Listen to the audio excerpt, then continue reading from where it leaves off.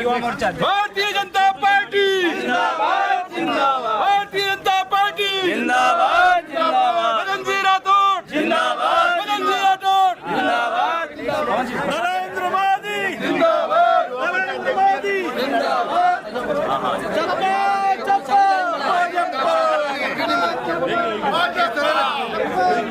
यहाँ शांति होती है, चुनाव व्यवस्थित रूप से लड़े जा सकते हैं तो लड़ाते हैं, लेकिन इस समय प्रथम आवश्यकता क्या है उसको ध्यान में रखना होगा। इस समय प्राथमिकता है कि व्यवस्थित तरीके से चुनाव शिक्षा करे, और प्रक्रिया अलग अलग है। कहीं मनोनीत करने की प्रक्रिया थी, मैं जब पढ़ता था तब मनोनीत हुआ करते थे, चेयरमैन भी मनोनीत होते थे, क्लास के मॉनिटर भी मनोनीत होते थे, लेकिन प्रक्रिया है, कौन सी प्रक्रिया अपनाते हैं, कोई सी प्रक्रिया अपनाएंगे, लेकिन चुनाव करवाना है, कब करवाएंगे ये निर्णय व्यवस्थित तरीके से, जो निर्णय उचित नेतृत्व जो निर्णय लेगा वो ले लेगा। सर, विपक्ष वोट चोरी की मतदाता बन गई थी 1980 में, और हिंदुस्तान की नागरिक बनी थी 1983 में। अब आप कल्पना करें किसकी बात करोगे? वोट चोरी का कौन चोर मचाए शोर वाली बात हो गई। जिन्होंने वोट चोरी की शुरुआत की सोनिया गांधी ने, 1980 में मतदाता सूची में नाम था, जबकि वो हिंदुस्तान की नागरिक 1983 में बनी। यानी क्या बोल रहे हैं? और वोट चोरी की बात करते हो तो क्या राहुल गांधी कैसे जीत गए, प्रियंका गांधी कैसे जीत गई, ये आपके अशोक गहलोत जी कैसे जीत गए, सचिन पायलट कैसे जीत गए, ये जुल्ली साहब कैसे जीत गए, डोटासरा जी कैसे जीत गए। यदि चोरी करनी होती तो इन मठाधीशों को ही धराशायी करते ना। कैसी बातें करते हैं ये? जहाँ जीतते हैं वहाँ अपनी पीठ थपथपाते हैं, जहाँ हारते हैं वहाँ वोट चोरी हो गई, फला ये हो गया। और दूसरी बात, मैं आपसे एक बात बताऊं, ये वोट चोरी का ढोंग वही कर रहे हैं जिन्होंने मतदाता सूची में गलत नाम जुड़वा दिया। मतदाता सूची का पुनरीक्षण हर बार होता है। जो 18 वर्ष का हो गया, नया नौजवान बन गया 18 वर्ष का, उसका नाम जोड़ा जाता है। जो ईश्वर को प्यारा हो गया, इस दुनिया से चला गया, उसका नाम काटा जाता है। ये प्रक्रिया निरंतर है। किसी ने एक स्थान से दूसरे स्थान पर नाम लिखवाया और पहले स्थान से नाम कटवाने का फॉर्म तो भर दिया, लेकिन कटा नहीं, तो उसको कटवाने का प्रावधान है, ये प्रक्रिया है। लेकिन कई लोगों ने वोट प्राप्त करने के लिए रोहिंग्याओं को मतदाता बना दिया, बांग्लादेशियों को मतदाता बना दिया। ये ठीक बात है क्या? इस देश में कौन शासन करेगा, इसका निर्णय तो इस देश का नागरिक करेगा, या रोहिंग्या करेगा, या बांग्लादेशी करेगा? इस देश का नागरिक ही इस देश की सत्ता किसके हाथ में होनी चाहिए वो तय करेगा। इसलिए ऐसा उनके पेट में दर्द क्यों है कि वो नाम काटे जा रहे हैं, जो इन्होंने गलत तरीके से नाम जुड़वाए वो काटने पड़ रहे हैं। इसलिए उनको लगता है कि हमारी तो वोट बैंक खिसक जाएगा। ऐसा मत करिए, उनको भी सद्बुद्धि दीजिए कि सेवा करो और कंपटीशन में आओ।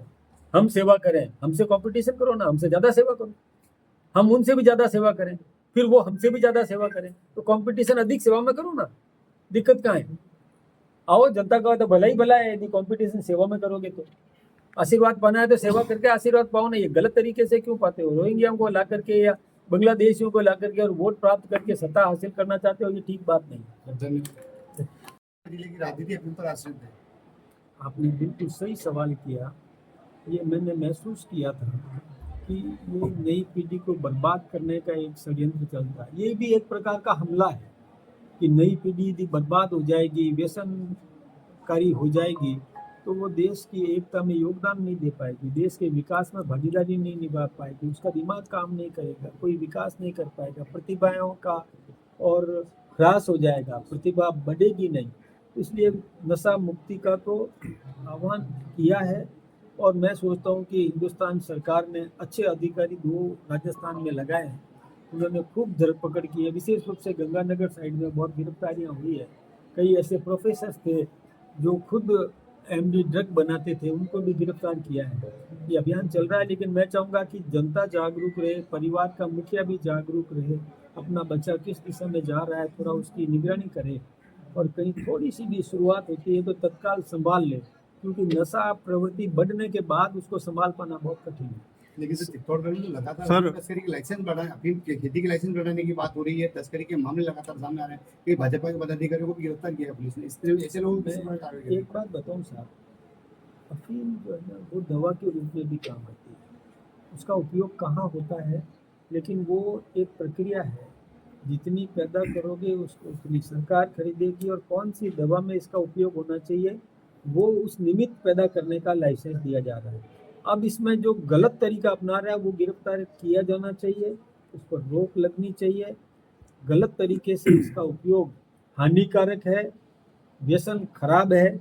लेकिन कोई दवा में, जैसे आप जानते हैं कई दवाओं में क्या क्या उसमें मिश्रण होता है, किसी में अल्कोहल भी थोड़ी बहुत होती है, किसी में क्या होता है। लेकिन अल्कोहल का मतलब ये शराब पीना अच्छी बात नहीं है। लेकिन कोई दवा में क्या मिलाते हैं, जैसे आपने सिरप देखी होगी, खांसी की सिरप है तो उसमें अल्कोहल होता है, लेकिन किस रूप में होता है वो अलग रूप है उसका, वो दवा का रूप है। ऐसे ही इसका भी कहीं ना कहीं उपयोग होता है, तो वो जिसको उपयोग लेना है वो वैज्ञानिक इस बात को जाने। आम नागरिक को इसका दुरुपयोग नहीं करना चाहिए, इस पर रोक लगनी चाहिए। सर चादर संघ की बात कर रहे हैं, चित्तौड़ के सभी विभिन्न चैनल्स और प्रेस के प्रतिनिधिगण को आप सबका बहुत बहुत धन्यवाद। मैं अभी तिरंगा यात्रा और विभाजन विभीषिका के विषय में इस क्षेत्र के नागरिकों का आह्वान करने के लिए आया था। हम सब जानते हैं कि 15 अगस्त 1947 को हमारा देश आज़ाद हुआ था, और उसके बाद हम प्रतिवर्ष खुशियाँ मनाते हैं, आज़ादी के इस जश्न को उत्साहवर्धक तरीके से मनाते हैं। मेरा ये आह्वान है कि ये केवल सरकारी कार्यक्रम बनकर के नहीं रह जाए, आम नागरिक इसमें भागीदारी निभाए। और जिस प्रकार से हम अपना त्यौहार मनाते हैं, चाहे होली हो, दीपावली हो, रक्षाबंधन हो, ये सारे त्यौहार जो मनाते हैं उसी रूप में इसको भी त्यौहार का दर्जा हम देने का काम करें। आम नागरिक इसको उत्साहवर्धक तरीके से मनाए, ये हमारा आह्वान है। हम चाहते हैं कि घर घर तिरंगा लगे, तो हम आह्वान कर रहे हैं कि पक्ष में भी देशभक्ति हो, विपक्ष में भी देशभक्ति हो। इसलिए देशभक्ति का जज्बा पैदा करने के लिए हम प्रयास कर रहे हैं, और हमने हमारे सभी कार्यकर्ताओं का आह्वान किया है कि वो प्रत्येक परिवार में जाकर, घर घर जाकर और इस प्रकार का प्रयास करे कि वो अपना तिरंगा लगाए और खुशियाँ मनाए। ठीक इसी प्रकार से 14 अगस्त को ये जानते हैं हम कि हमारा देश टुकड़े टुकड़े हुआ था। अंग्रेज जब हिंदुस्तान से गए थे तो 14 अगस्त को पाकिस्तान को आज़ाद कर दिया था, और 15 अगस्त को हमें आज़ादी मिली थी। लेकिन उसने अलग अलग रियासतों में बांट दिया था, जितनी भी रियासतें थी वो स्वतंत्र हो गई थी। लेकिन सरदार वल्लभ भाई पटेल का धन्यवाद देना चाहिए कि जिन्होंने इस देश का एकीकरण किया और इस हमारे भारत को भौगोलिक दृष्टि से भी साथ में रखने का ये प्रयास किया। लेकिन उसी 14 अगस्त की रात को देश का जो विभाजन हुआ, उसकी कल्पना हम लोग कर सकते हैं कि जिस व्यक्ति ने अनुमान संजो करके जो अपना भवन तैयार किया था, उसको सजाया संवारा एकदम तैयार किया था कि हमारी आल औलाद इसमें आराम से जीवन जिएगी, एकाएक उसको माइक से अनाउंसमेंट होता है कि आप यहाँ से भाग जाइए, नहीं तो मौत के घाट उतार दिए जाएंगे। तो उन लोगों को भागना पड़ा, क्या लेके जाएंगे? कपड़े भी पूरे नहीं ले पाते, वो पूरा सामान नहीं ले पाते, पूरे सोना चांदी जेवरात भी नहीं ले सकते, जो कुछ भी साथ में ले जा सकते थे उसको भी लूट लिया गया। और इसके साथ ही उनकी बहन बेटियों को भी वहाँ से छीन लिया गया, किसी को प्रताड़ित किया, अपमानित किया गया। तो और फिर दूसरे व्यक्ति ने उसके मकान पर कब्जा कर लिया, और वो हिंदुस्तान में आकर निराश्रित जीवन, यानी एक मतलब बेघर बार, बिना रोजगार के, बिना आशियाना के हिंदुस्तान में शरणार्थी जीवन जीने को मजबूर हुआ है। वो कल्पना की जा सकती है कि कितना विकराल वो समय रहा होगा उनके ऊपर। वो हम जनता को और नई पीढ़ी को जो ये जानते नहीं हैं उनको हम बताना चाहते हैं कि आप एक रहें, संगठित रहें, सुदृढ़ रहें। संगठित रहे तो किसी की हिम्मत नहीं हो सकती कि आपके ऊपर आंख उठा करके देख सके।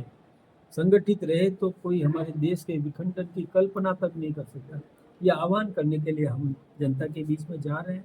पूरे देश में इस प्रकार का अभियान चल रहा है, और इसी निमित्त हम भी आपके इस चित्तौड़ में भी आए हैं, यहाँ पर भी हम यही संदेश दे करके और आह्वान करेंगे कि 15 अगस्त को त्यौहार की तरह मनाएं, लेकिन इस 14 अगस्त की विभाजन की विभीषिका को भूलेंगे, ये याद रखें।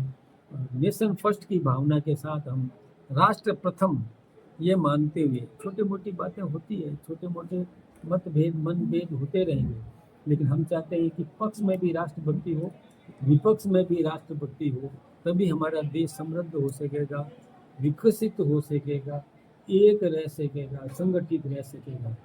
कई लोग कुछ गलतियां कर लेते हैं राजनीतिक स्वार्थवश, लेकिन ये ठीक बात नहीं है। हम चाहते हैं कि उनमें भी राष्ट्रभक्ति पैदा हो, ये हमारा सबका प्रयास है। आप सबका बहुत बहुत अभिनंदन, सर बहुत एक बहुत धन्यवाद। क्वेश्चन सर, आपने राज्यसभा में प्रतिवेदन प्रस्तुत किया।